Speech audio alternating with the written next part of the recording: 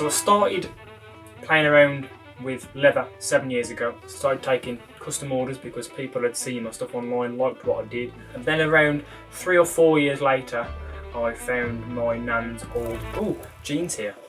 Hi, Jean. Are you filming? It's alright. That's right, we can pause it. I'm not going to stop. I'm only dropping these. Alright. Okay. That's alright, nice meeting you. That's Jean for you. She just turns up out the blue and I'm like, oh, hello. If it's alright, start that again. So I think the first thing I ever made was, I made myself a small leather wallet and a small tablet cover. Put those online, people liked them, and then people started asking me to make them things. And that carried on for quite some years. So I was making, leather belts, knife sheaths, just all kinds of just different bits and bobs out of leather. And then I got into kind of the wax canvas and the old school aesthetic of the outdoors, and I wanted to have a go at making some things out of wax canvas. So I found my nan's old sewing machine, hand crank, in the loft. Got that down, and the rest is history, so to speak. It moved on from there. So then people liked those wax canvas products. I started making things on commission, and then as things progressed, we then developed the product range, started holding stock. Then we eventually started going to the outdoor shows, and then slowly the wholesale, like big orders started to come in, and the Journeyman brand also progressed on its own as well.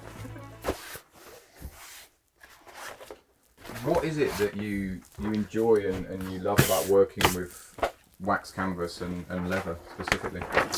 I think it's just that gorgeous aesthetic of the fabric itself. I like how you can get it in different thicknesses, so it's very adaptable for different products. So I just love how you can get so many different applications out of one fabric. I think over the years, as I've very slowly taken on new products and tried to do new things, it's been a very gradual growth of being able to do more complicated items. But now we're very much at that stage where I'm very much at the pinnacle of what I've achieved so far, and the next stage really does take it to like another level that even scares me, to be honest. Why? What is it that scares you? Because up to this point, I've been able to look at a product and I've been able to go, I can look at something and understand how it goes together. But now I'm looking at things and I'm like, I'm not sure about that one. I actually have no memory of working with textiles at school. I've always been fairly good with my hands. I'm very DIY orientated and I'm always happy to give something a go. And I've always looked at things and thought, if they can do it, why can't I? And that's very much what led me into picking up a sewing machine and giving it a go. But I had no prior experience. I'm totally self-taught. It was literally as simple as seeing if I can make two pieces of material go together with thread. We just went from there and slowly developed over the course of 4 years now, I think it is, working with fabric. I've lost my all. The catalyst for starting the business was people enjoying our products and asking for them was the thing that really kind of started taking it forwards. People liked what I was making and they wanted that for themselves. So then we started taking custom orders. That was the fundamental thing that started the business. And then the reason I took it further was I want to kind of run my own life in a way. I can have control of my own life. I enjoy being able to enjoy the sunshine when it's shining. It doesn't happen very often in this country. I like the fact that I can go and enjoy it as and when and just make up the time in the workshop later on in the evening. And I also enjoy being able to, talk to customers and really get to know people and understand what they're using our products for is something I really enjoy.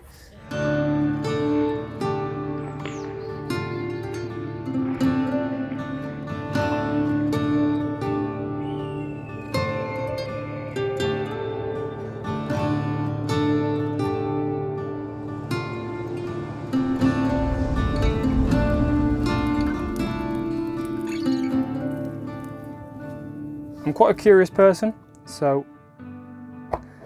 everything I see raises a question for me. So when I first started exploring outdoors, it was like a whole new world had been opened up and I just had 1,000 questions, which is then what led me into bushcraft, because bushcraft is a much deeper understanding of the outdoors.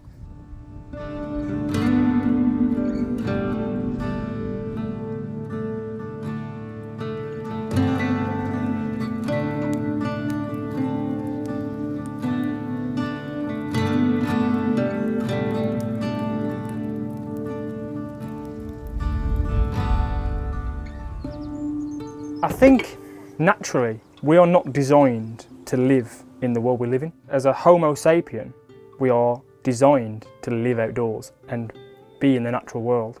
So I think there is a fundamental part of our DNA that longs to be outside.